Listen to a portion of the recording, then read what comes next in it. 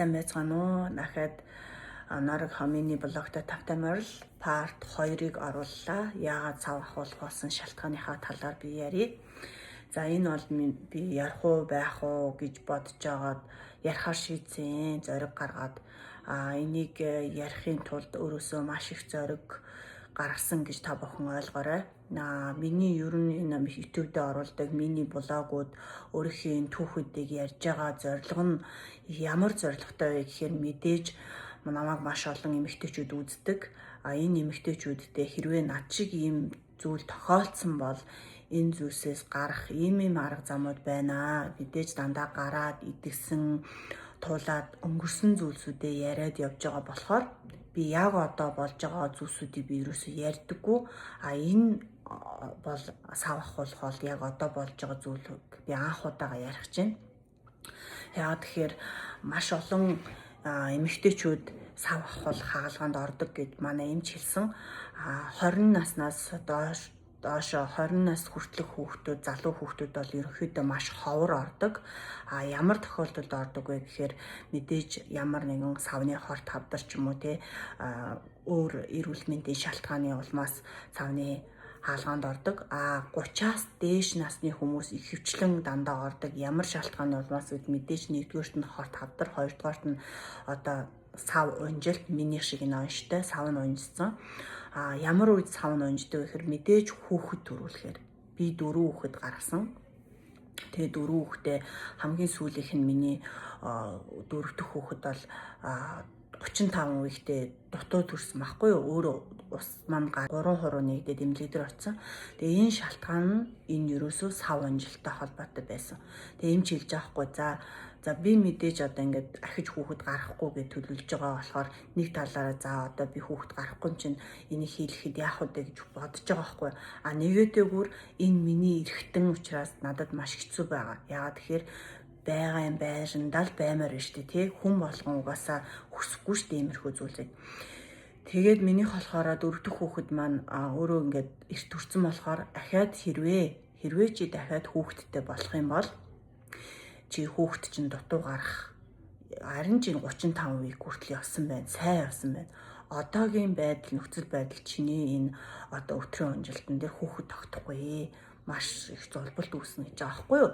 Тийм болохоор чи ингээд дахиж одоо 4 хүүхэд төрүүлсэн чинь ингээд ахуулах гэсэн шийдвэртээ хүрсэн. Хүнд хэмжээнд одоо манай хүүхэд 2 жил 6 сард ахгүй. Тэгээ 2 жил би ингэж өтрийн унжилтаа энэ өвдөлттэй байнгын ингэж явсан гэсэн үг. Тэгээ сүүл рүүгээ одоо бол сүүлийн 2 сараас бүр үнэхээр би гүйж чадахгүй байна. Хүүхдүүдтэйгээ ингэж өсөрч харьяаж чадахгүй байна. Хөдөлгөөн бурам, эрс багассан, эрс хоригдсон, маш их ядарч байна. Өвдөлт нь ингээд өвчин намдах энэ маань ингээд өвдөлтийн маань намдаахаа болчихж байгаа байхгүй юу? Тэгэхээр залуу хүмүүс 50 наснаас дээш хүмүүс хүртэл энд ордог гэж байгаа байхгүй юу? Яагаад тэгэхээр өтрийн унжицсан учраас 30-аас дээш 50-аас дээш насны хүмүүс аюух маш одоо түгээмэл ордгоо энэ хаалганд. Өөр дээр тулгарч байгаа мэдээллийг би ярина. Мэдэхгүй байгаа би энэ дээр чат GPT-ээс асуугаад энэ зургийг нь оруулсан байгаа та бүхэн бас уншаарай. Тэгээд болчин нь ийм байх байтал ингээд ингэсэн байна гэж байгаа байхгүй. Энэ нь болохоор урагдалт үүссэн. Хүүхд төрүүлснээс урагдалт үүссэн. Тэгээд энэ нь буцаагаад ингэж идгэх одоо нөхөх дасгал хийгээд ингэж одоо чангарч ямар ч тийм найдвар байхгүй байна гэсэн. За буцааж ингэ нөхөгдөх. Энийг ямар хэмжээний ингэж буцааж нөхөгдөхөөр зөвхөн мис засал. Өтрээгийн маань авахаас одоо савын маань авахаас гадна надын арц гурилын булчинг ингэж нөхөх мис засал бас хийгдэн. Нэг дор одоо 4 төрлийн миний харснаас 4 төрлийн юм байсан. Тэгээд энэр нь болохоор нөгөө энэ recovery хийгээд тэгээд энэний хийгдсэний дараа бол маш сайн дасгал хийх ёстой.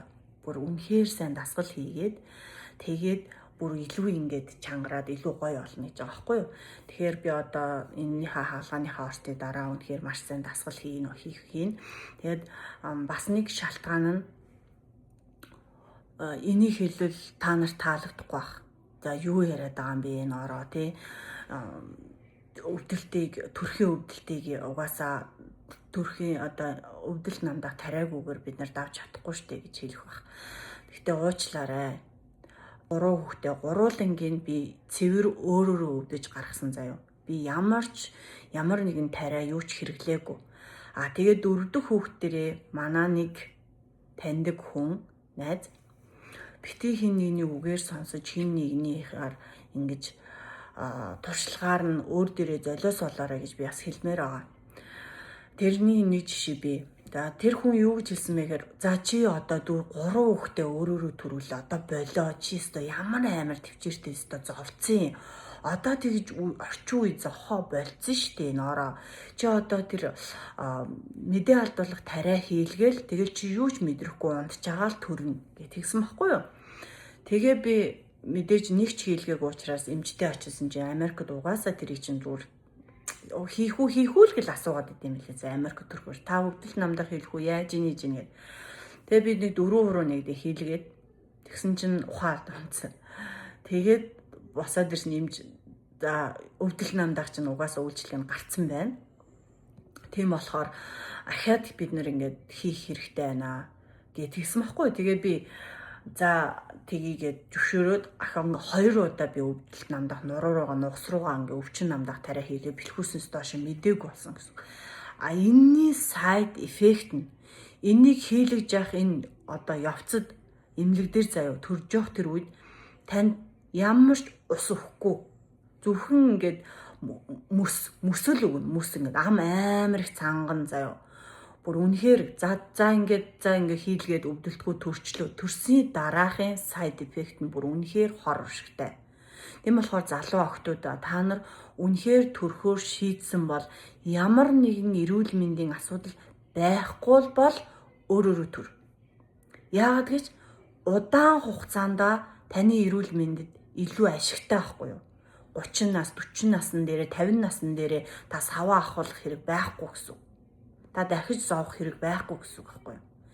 Тэгэхээр энэ өвдөлт намдах энэ тарианы дараагийн хор уршиг нь миний арц гэролын булчин зүгээр ингээд сулалцсан. Буцааж ингэж ингэж эдгэрэх recovery хийх боломжгүй бүр ингээд тэгээд тэр цаана байгаа сав маань доошоо унжицсан байгаа. Миний шалтгаанаа тэр. Тэгэхээр би та нартаа залуу охтуудаа ээжүүдтэй хэлэхэд би мэдэж байна төрөх хэцүү. Гэхдээ та яаж игээд өөрөөрөө төр. Одоо манай ээж 11 хүүхэд гаргасан манай ээж 75 настай ээж ямар ч тийм үтрээ унжилт байхгүй, сав унжилт байхгүй заяа. Зүгээр маш чанга ямар ч шээсний задгаарл бүр юу ч байхгүй одоо ингээд сайхан наслаа явж байгаа. Энэ юу гэхээр манай ээж нэг ч тийм өвдөл намдах хэрэглээгүй 11 хүүхэдтэй. Дээр үед ч юм байгаагүй. Одоо энэ яагаад энэ байгаад байгаа гэж энэ бизнес ахгүй юу? Хэрэглэгч нь та нар өөрсдөө. Хэрэглэгч нь байгаа болохоор энэ эм чинь нэг үйлдвэрлэгдээд байгаа. Гараад байгаад байгаа байхгүй юу? Хэрвээ та нар эндээс татгалзчих юм бол энэ зогсно. Тэгэхээр над шиг ийм байдалд орохгүй тул бити энэ залуугаараа над шиг би хичнээн хүүхэд төрүүлэхгүйсэн ч над залуу хүн надад хэцүү байгаа хгүй энэ мэдээг сонсох. Тэгэхээр энийг та нар давтахгүй тул бити энэ өвдөл намдах хийлгээрэй. Би та нарт хэлдэг. Миний нооноор ирэл дээр хараа. Бүх им сайд эффекттэй. Бүх юм гаж нөлөөтэй.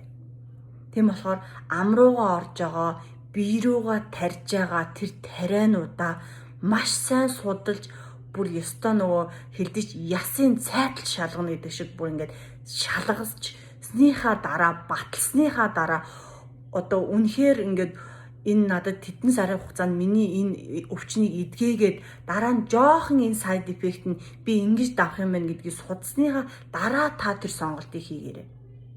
Бити хин нэгний үгээр ингэж өөрийгөө золиослох юм бити хийгээрэй. Залуучуудаа хайртай ээжүүдээ.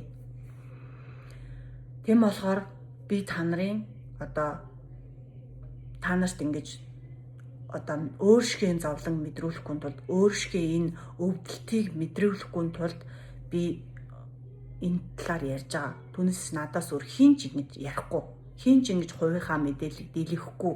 Энэ бол одоо хувийн одоо мэдээлэл, нууц мэдээлэл би энийг задруулж байна. Яагаад гэж би энийг өөртөө тийгээд үдээд ингээд хоошоо суухыг хүсээгүй байхгүй юу? Энийг би анхааруулж хэлмээр байна. Би одоо 30 гаруй настай. Тэгэхэд би ингээд 4 хүүхэд гаргасан ч гэсэн би ингээд эрэгтний ахвал болчихж байгаа байхгүй юу? Тэгэхээр та нар анхаараарай. Арц гороолын булчнаа төрсний дараа 1 хүүхэд бай, 2 хүүхэд бай маш сайн дасгал хийгээрэй заяа. Одооноос бүр маш сайн дасгал хий. Залхуурахгүй өдөр бүр та гиглийн дасгал хий. Өдөр бүр тэр терапевт одоо тэр эмнэлэг дээр бүр Америкт эмнэлэг дээр төрсний дараах одоо арц гороолын булчин чангалах тэр эмчилгээ нь даатгалаар үнэгүй байд юм байл шүү. Тийм болохоор тэрийг хийлгээрэй заяа. Тэгээд эрүүл бай, stay healthy тэ эрүүл одоо сэтгэл зүгээрээч эрүүл бай. Тэр надад амжилт хүсээрэй та нар. Би ч гэсэн та нартай хайртай хаалгааны дараа бүгдээрээ уулзъя.